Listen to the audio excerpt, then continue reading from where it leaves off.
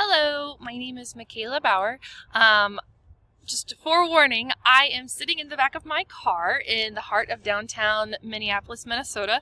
My husband and I went to a friend's wedding and I realized I hadn't recorded my video yet. So if you hear background noise, it's because I'm in the heart of downtown Minneapolis. But here we go. So the case study is about every day counts. So we first begin by meeting the principal, Mr. Rhodes. We learn that he's a first-year principal at Golden Oaks. There's roughly 965 students in 9th through 12th grade. The students are offered multiple activities from sports to activities, and, most of the families are middle income with a few lower income and higher income. The population is changing. It was not as diverse before, but now there's more Hispanic and Asian families moving into the area, and parents tend to travel 1 to 2 hours for work. There is a low turnover rate for staff, which is great. In the case study, we are going to talk about the decline of school attendance, and the superintendent really wants the new principal to take this on. There are 5 students we are going to focus on in the case study. So student 1 is Karen. She's in 11th grade. She was married over the summer. Student 2 is Tyrone. He's in 10th grade and he takes trips with his parents. Student number 3 is Christina. She's in 9th grade and she goes out of town for churches and meetings. And student number 4 is Carl. He is in 10th grade and he has truancy issues. Student number 5 is John. He's in 11th grade and he had a football injury. So Mr. Rhodes' goal is to figure out how to solve this issue of the attendance going down. And because, ultimately attendance is the relationship between academics and achievements. So let's talk about some legal and ethical issues. Legally, the students with poor attendance affects the number of days they're at school, ultimately affecting their learning outcomes. The school has a legal obligation to report to the students who are missing. We have to report that to our county attorney, our school board. And being truant is, bad. Students can potentially be evicted from the home. Ethically, each student has a unique situation, and I think they each need to be solved differently because this is serious. But, students who skip school have more underlying, typically, issues going on. So, synthesize. Mr. Rhodes, the principal of Golden Oaks High School, has been tasked with investigating the reasons as to why there is a decline in student attendance over the past years.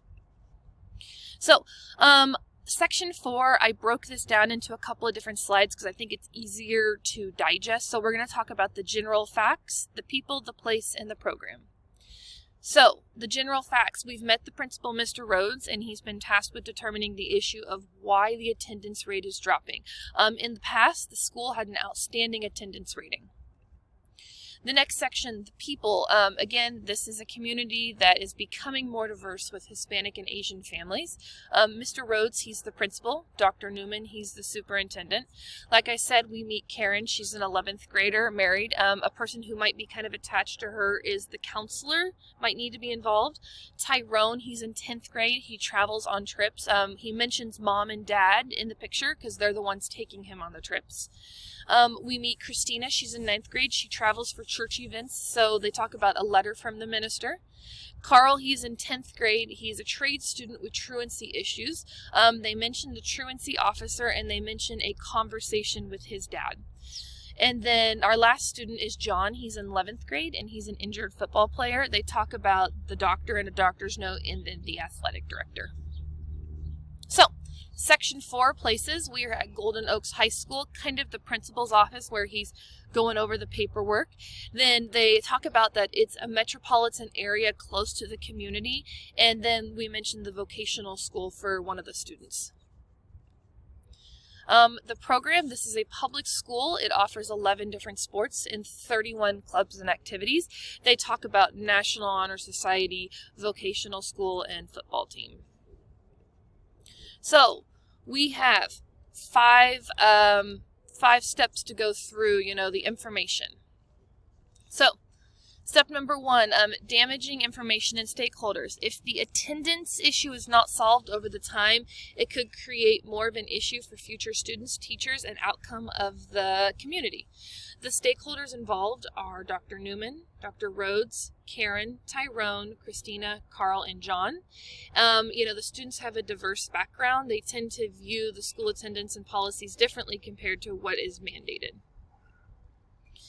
So, important stakes in the outcome. The stakeholders involved, again, are Dr. Newman, Mr. Rhodes, Karen, Tyrone, Christina, Carl, and John. The school is working towards accountability, and where they're working towards the student attendance rate going up.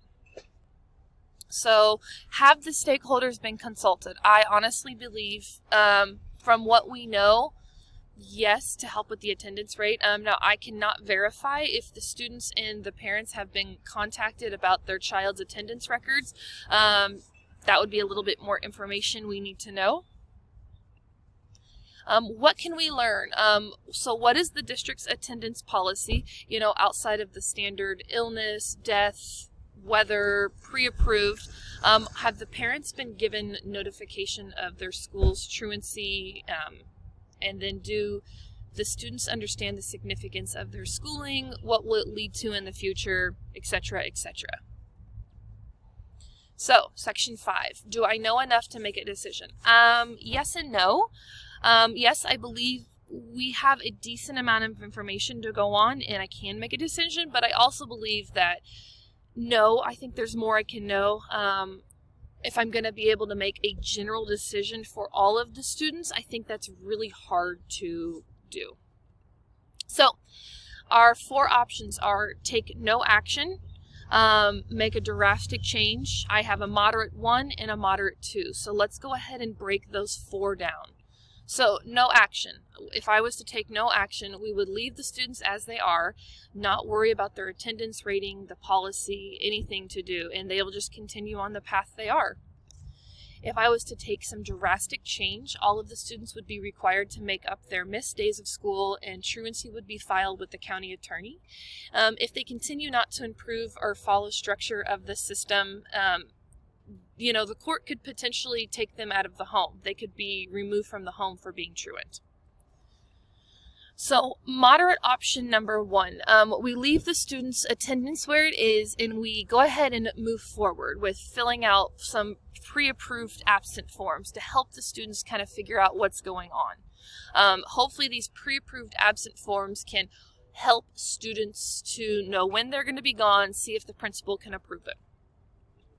Moderate option number 2, the school will start doing this pre-approved absent form with all of the students across the board.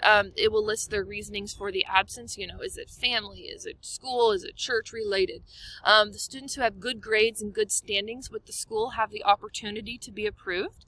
And then I think each one of the students needs to have an individual follow-up one-on-one, either with the principal, the counselor, their teachers, their parents, any of the stakeholders involved in the situation, so that they understand the predicament they are in and why school is important.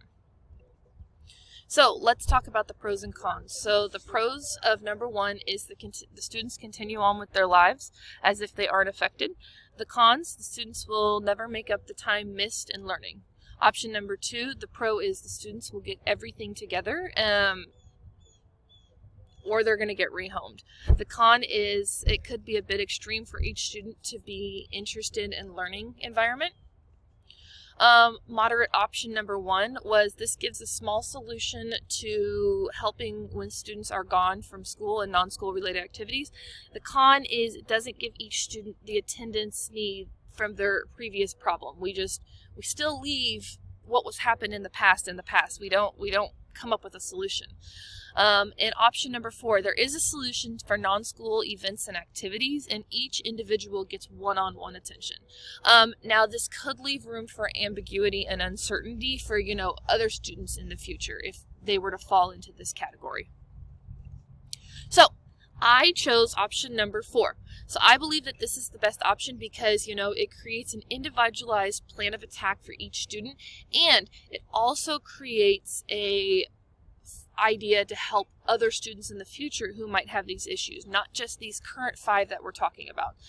So we're going to begin by meeting with each individual student one-on-one, and we'll talk to their stakeholders, if that's their parent, their truancy officer, the counselor, whoever is involved. This is also going to create a safeguard in the system for any future students who might potentially have upcoming circumstances like this happen to them. So let's talk about how we're going to make this happen. So I'm going to begin by meeting with the students who are currently flagged for truancy or low attendance, and then I will discuss their situation with them and devise a plan one-on-one to help them get the help they need. And that's where we're going to invite the stakeholders in. So if it's a parent, if it's the spouse, if it's a counselor, if it's an officer, we'll get those people in and we'll explain how we can improve their attendance ratings. So what happens? I believe that meeting with these individual stakeholders and the students should help to turn the students' attendance around. Informing everyone of the plan and the potential of moving forward can hopefully help increase them coming back to the school environment. And then those who choose not to follow the plan will have to go with the truancy court and deal with the legal ramifications. Who needs to know? So obviously the administration and the school board. Each student affected by the truancy and the families, the school counselor, and any other person official in charge of students, and of course the teachers and other students who would potentially use this pre-approval form. Involvement. Yes, I think the principal should be able to handle this. For the couple of students who need to either meet with the officer, the truancy officer, or the counselor, they need to be involved. And this would also involve the superintendent and the school board. So warn, don't threat. So after the students and the stakeholders have been involved, we're going to meet, create their own individual plan, and hopefully decrease them being gone for attendance issues. So plan B, if the students or the parents refuse to accept the new plan about the attendance, then I have no other option but to file truancy on the students, hoping that the court system will explain the reasonings why school is important and then lead to students coming back to school full-time. So story time. So I was going to talk about this, where I got this from. So my school has these pre-approved attendance forms. And in these forms, students who are gone for like a camp or a church event, they can get these forms filled out in advance if they are in good standings with the school. If they are on the DNF list, absolutely not. If they have missed so many days so far because of this, then we work with the students. Sometimes we also help by giving them opportunities to come in and make up for their school time missed. So this is kind of where I got the solution from. It has massively changed my school's attendance policy. We went from having to file truancy on almost half the school to only maybe 2 or 3 students a year by doing this. And we've also seen an increase in the students, not only their attendance rating, but their grades as well. So it's working for Oakley. So if it's working for us, I don't know why it wouldn't work in this situation. So let's talk about the standard. So its standard is 6.2 in this case. I think this was an outstanding example of how the standard works. This assignment hit all of the points on the standard. I first began by evaluating my situation, which is the attendance.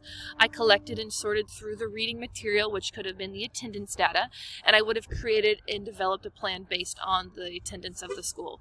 Therefore, making a decision that's in the best interest moving forward.